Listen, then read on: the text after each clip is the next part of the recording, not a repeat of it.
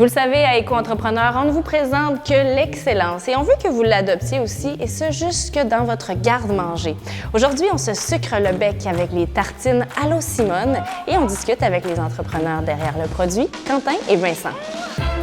Les gens qu'on a rencontré un chocolatier qui est juste ici d'ailleurs, enfin pas trop loin, puis le chocolatier Monarque, enfin qui nous a beaucoup aidé aussi, beaucoup accompagné au début en tout cas dans le lancement de l'entreprise. Donc voilà, de fil en aiguille, on a fait de belles rencontres qui nous ont poussé justement à nous lancer aussi. On fait beaucoup d'heures, mais c'est un choix aussi. On aime faire ce qu'on fait, puis c'est une passion. Partir à la rencontre en fait, des producteurs de tout ce qui est produits, les produits qu'on utilise, donc, que ce soit le cacao ou les noisettes, puis partir à la rencontre de ces gens-là, puis voir un peu comment est-ce qu'ils font. C'est quand même un peu travaillé, ouais. Je pense qu'on y pense constamment. Je ne suis pas du genre à me mettre sur la plage, puis non, c'est pas mes vacances parfaites. J'utilise énormément le lèche-plat, enfin moi j'appelle ça un lèche-plat, mais c'est une maryse. En Belgique on appelle ça un lèche-plat. La maryse, j'utilise énormément ça en pâtisserie, puis même dans mon travail par rapport au tartinade, donc je dirais ça plutôt. C'est à peu près mon téléphone, là, ça revient au même, là, parce que c'est toujours collé au dernier email qu'on a reçu, à la dernière personne qui aime notre page, qui sait, ça nous permet de nous donner un aperçu de notre clientèle, voilà. Principalement, ouais, c'est le téléphone, là. Chocolatier. Ouais, c'était mon rêve, ouais. Être dans le domaine de la bouffe en tout cas, ouais. Et j'y suis. À la base, moi j'ai toujours voulu travailler en construction. À la base, c'était carreleur. Voilà, je voulais être carreleur à la base. Ça s'est jamais fait. C'est bizarre, mon père est maçon de formation, là, mais non, ça s'est jamais fait. Un jour, j'ai fait un stage en couverture et ce jour-là, c'est parti. La reforestation, pour tout ce qui est huile de palme, justement, on n'utilise pas l'huile de palme dans nos produits, on ne veut pas, quand on voit justement les effets néfastes que ça cause, on ne veut pas participer à ça. C'est un peu notre mission aussi. Donc voilà, reforestation certainement. Au niveau environnemental, pour avoir du développement durable et alors pour la santé des hommes. Voilà. Genre un mouvement comme Movember. Voilà. Quentin, Vincent, merci beaucoup d'être avec nous. Les tartinades Allô Simone, c'est un clin d'œil à ta grand-mère, Quentin, qui s'appelait Simone Allô. C'est ça. Et en quoi elle t'inspire, au-delà du nom, en quoi elle a inspiré On avait la une création passion commune tartines? en fait de tout ce qui est nourriture, puis les bonnes choses, le chocolat en particulier. On avait vraiment cette passion commune, puis j'ai vécu avec elle les 2 dernières années, vous savez, puis c'était très fusionnel elle et moi, puis voilà, c'est un bel hommage que je voulais lui rendre, puis on avait le chocolat justement en passion commune, puis on avait beaucoup d'échanges par rapport à ça, puis on cuisinait énormément ensemble aussi. Donc voilà, c'est une manière de lui rendre hommage. Quand vous avez lancé, c'était un peu... c'était une évidence de faire un clin d'œil comme ça à ta grand-mère. Ça fait un petit peu plus d'1 an là, que vous avez commencé à vendre vos produits, mais à la base, c'était pas fait pour la vente. Vous ne vouliez pas nécessairement vous lancer en entreprise. Vous aviez fait les tartines pour votre mariage. Et là, ça a été un coup de cœur, j'imagine, un succès total. J'imagine les gens l'aimaient beaucoup. Il y a l'appui de la famille qui a fait beaucoup, là. Aussi les retours des gens qui aimaient bien les tartinades que Quentin faisait, parce qu'il faisait ça ici à Montréal. Et on vous a poussé un peu aussi à présenter vos tartines au concours, volet canadien du concours international de chocolat, c'est ça? Oui, c'est ça. Ouais. Daniel Aran qui avait goûté, donc on utilise son chocolat, puis il avait goûté nos tartinades, puis il nous a dit envoyez ça au concours, là vous perdez rien, puis vous aurez des retours de personnes compétentes, on va dire, dans le domaine. Donc, du coup, on a envoyé les 3 produits qu'on avait, donc la noire, la lait et la sarrasin, puis les 3 sont revenus avec un prix. Est-ce que ça vous a étonné qu'un produit qui n'est même pas sur le marché gagne des prix comme ça? Oui, un peu, hein? On ne s'y attendait pas.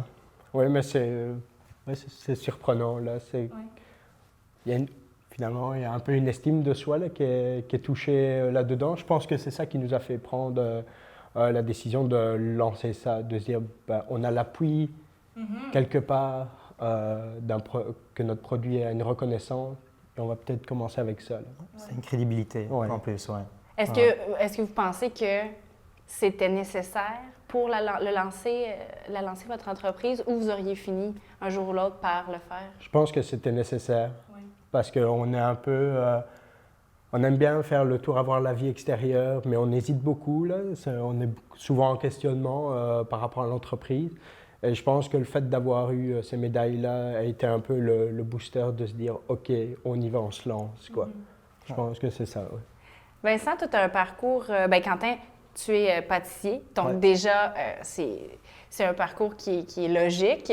Mais toi, Vincent, tu viens du monde de la construction. Alors, qu'est-ce que tu fais tout d'abord dans l'entreprise? Moi, je m'occupe de tout ce qui est comptabilité, et puis tout ce qui est au point de vue administratif, et puis relations clients, représentation d'entreprise. Donc, dans les marchés, c'est plus moi qu'on va voir bien souvent. Est-ce que tu dirais qu'il y a une grande courbe d'apprentissage de ton côté? Parce que le côté marketing, tout ça, c'est nouveau pour toi? C'est totalement différent. Là.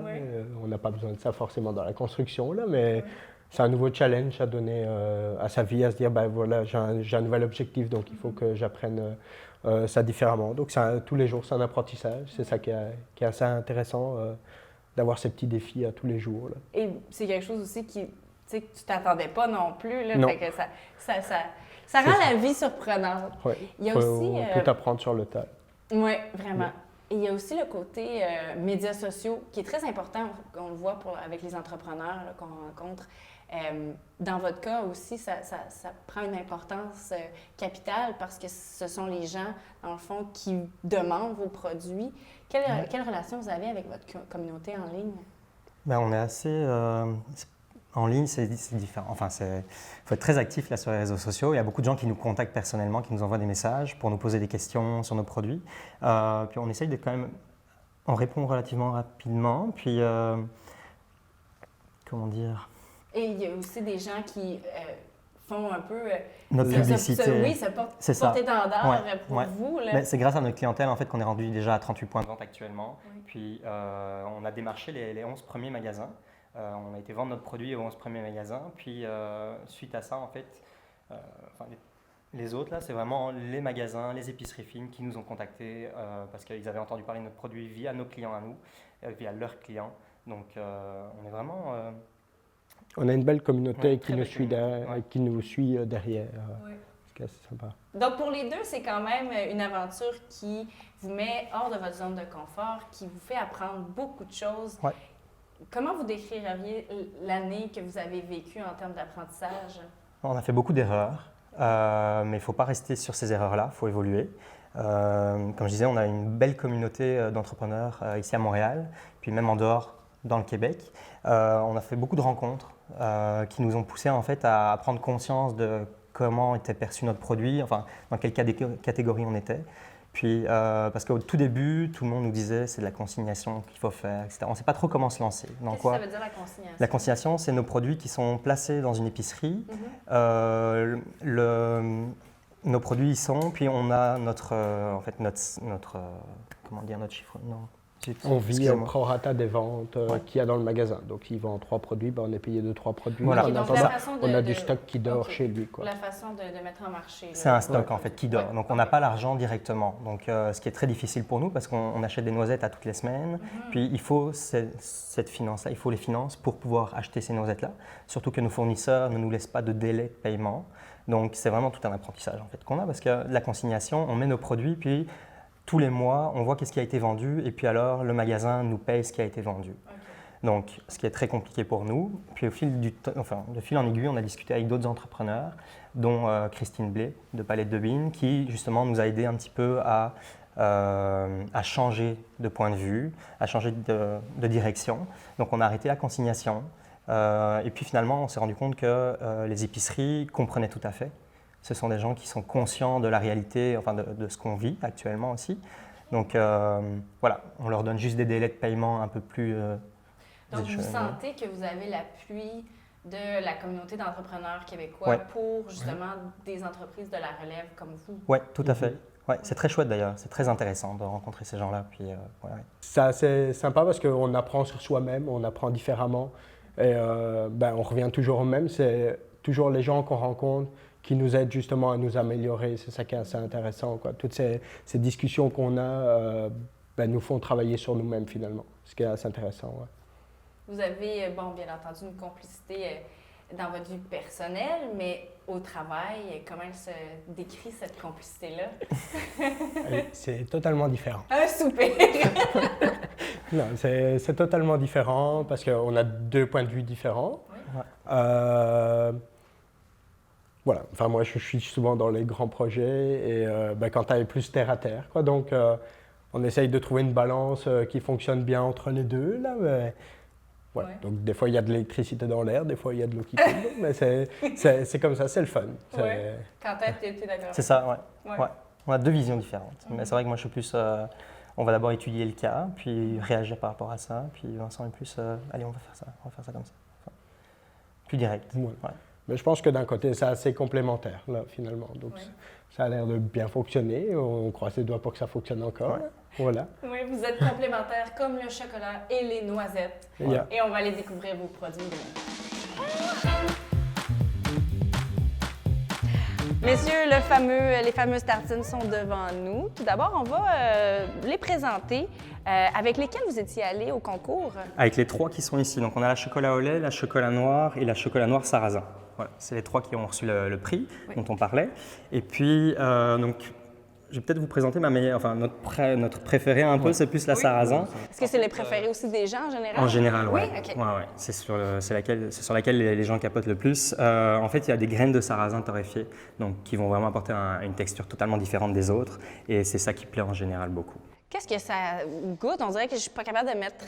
C'est pas comme une farine de sarrasin, parce que les gens qui n'aiment pas le sarrasin aiment quand même la tartinade. Okay. Ouais, donc là, on n'a pas de l'amertume du sarrasin qu'on pourrait avoir dans une galette de sarrasin, par exemple. Puis tu dis que ça apporte un croustillant, un peu comme un riz soufflé? Voilà, on aurait pu mettre du riz soufflé, mais on voulait être un peu plus original, parce qu'on ne le voit pas. De sarrasin utilisé de cette manière-là. Donc, c'est un peu aussi un céréale que j'ai découvert ici, en fait, en travaillant chez Patrice Demers ou chez Rhubarbe, qui eux, l'utilisent beaucoup. Donc, voilà, ça me semblait très intéressant d'utiliser également. Et on a les 3 autres produits ici qui sont nouveaux, dans le fond, qui sont quand même assez récents. Qui sont venus par après, effectivement, ouais. Donc ça a été fait suite à certaines rencontres. Ouais, par rapport à ça. Le tout, c'est de bien s'entourer et de faire de belles rencontres, notamment avec 94 Celsius, qui est un jeune torréfacteur qui torréfie ici à Montréal. Donc c'est suite à sa rencontre qu'on a décidé de travailler ensemble. Pour faire une tartinade au café. Donc le matin, on se fait une toast, on a notre café, notre chocolat, that's it. Oui, là on peut le manger, mais pas simplement au déjeuner, là, ça peut être même au goûter ou même en cachette. Ah, ça c'est sûr, à la cuillère, j'imagine. On a une version à l'érable là, où on essaye au maximum de rester local, donc c'est pour ça qu'on a décidé de travailler avec Domaine des 15 Lots, qui est une chouette érablière du côté de Saint-Ferdinand. Connaissiez-vous beaucoup les produits de l'érable avant de venir ici? Non, pas trop, non. On a le sirop d'érable qu'on trouve dans les commerces en Belgique, puis c'est tout. Mais pour le travailler et tout ça, ça a été un apprentissage tout à fait. Ouais. Et récemment aussi, vous avez développé ce format qui doit être quand même un bon vendeur. On a lancé ça hier, en fait. Puis, on a hier, à l'enregistrement. Mon Dieu, c'est tout récent. Et on le présente aujourd'hui. Tout à fait. En fait, les gens nous demandaient des petits formats pour pouvoir offrir en fait en cadeau. Puis ça permet aux gens de goûter à 3 de nos produits, voilà, en une fois. Voilà. Et la grande différence qu'il y a avec vos produits, on s'entend que quand on pense à tartinade au chocolat, il y a le grand nom qui nous vient en tête. La grande différence, c'est que vous n'utilisez pas d'huile de palme. Est-ce que c'était comme un statement de ne pas utiliser ce Effectivement, oui, tout à fait. On ne voulait pas, ça ne sert à rien. Non, ça ne sert à rien, à part faire du volume. Donc non. L'huile qu'il y a, en été, il y a une séparation qui se fait à cause qui fait chaud. Puis c'est juste de l'huile de la noisette. On rajoute rien d'autre comme huile dedans. Okay. On a juste des produits tout simples. Puis en plus que c'est mauvais pour l'environnement, la santé. Pour la santé, effectivement, ouais. Donc on ne voulait pas ça. Vous utilisez aussi des produits locaux. Vous travaillez avec des chocolatiers d'ici. Pourquoi c'est important aussi de travailler avec des produits locaux pour vous? C'est une plus-value pour notre produit également. Puis il y a une demande aussi pour la mise en valeur des produits locaux. Puis on a rencontré de belles personnes, le café, l'érable, puis le chocolatier avec qui on travaille. Puis c'était très important de faire ça avec eux. Oui. On voit bien que c'est une valeur qui est plus importante ici. Enfin, quand on commence à voyager, moi, c'est ce que je pense quand je suis arrivé à Montréal. Tu vois bien que le fait à Québec, le fait ici, a beaucoup de valeur. Et je pense que quand on crée une entreprise, c'est vraiment là-dessus qu'il faut aussi jouer. Et ça a une importance au point de vue de l'environnement, mais au point de vue d'éthique au niveau de l'entreprise. Il y a un contact direct avec la personne qui le fait aussi, donc il y a un échange qui se fait, on sait d'où ça vient, par qui c'est fait, de quelle manière c'est fait. Et le consommateur aussi est de plus en plus enclin et veut payer le prix pour ce que ça représente et veut bien consommer. La seule chose que vous ne pouvez pas vous permettre, peut-être, si on peut dire comme ça, ce sont les noisettes. Pas encore. Pourquoi c'est si cher ici? Parce qu'elles ne sont pas équipées, les entreprises qui le font ne sont pas équipées pour nettoyer la noisette. Donc enlever la coque, nettoyer en fait, enlever le maximum de peau. Donc c'est très très cher actuellement. Voilà. Mais on a comme projet on a des projets par rapport à ça. Ah oui? Ouais. Comme quoi là? On en parlera. Oh, on n'en parle pas? Bon. Je voulais tirer les verres du nez, mais non. Yeah. La noisette, vous la torréfiez, mais on connaît la torréfaction du café qui est un petit peu plus connue. Ouais. C'est le même procédé pour la noisette? C'est quoi le... C'est le même procédé. C'est plus le cuisinier. C'est plus moi qui le fais, mais effectivement... Comment ça fonctionne? On les torréfie dans le four, là. C'est exactement la même chose, sauf qu'on veut vraiment développer beaucoup plus l'arôme de la noisette. Voilà. Donc c'est chauffé lentement, c'est ça? Non, on le fait aux alentours de 150-160 degrés, puis tout dépendant du temps. On veut vraiment qu'il y ait une bonne coloration, puis développer le goût, l'arôme de la noisette, en fait. Ouais.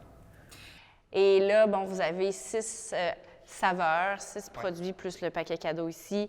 Est-ce que votre imagination a des limites ou vous continuerez toujours à créer des nouveaux produits? Oui, on a d'autres projets aussi à faire qui vont se développer pour l'année prochaine, parce que pour cette année. Qui sont dans votre tête, mais qui sont secrets?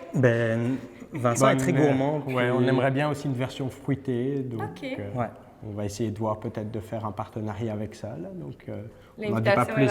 Oui, c'est ça. Voilà, à qui l'entendra. Oui. Voilà. Si on veut se procurer vos produits, où va-t-on? Tout dépend. Sur notre site internet, vous verrez déjà tous les points de vente actuellement. On en a 38. Puis, il y a beaucoup de points de vente à Montréal, mais on est aussi, on a eu de la chance. Là, on est du côté de Mont-Tremblant, Québec. On est dans les cantons de l'Est. Puis, on a été récemment à Boston. On est à Boston depuis quelques semaines. C'est vrai, on s'intéresse à vos produits aux États-Unis. Oui, tout à fait. C'est génial. Même en Belgique, en fait, on a de la demande. Oui? On a une épicerie en Belgique qui nous a contactés, sauf qu'on va d'abord se concentrer sur le Québec, prioritairement, puis on verra après. Mais le bon goût et la dent sucrée n'a pas de frontières. Merci beaucoup, messieurs. Merci.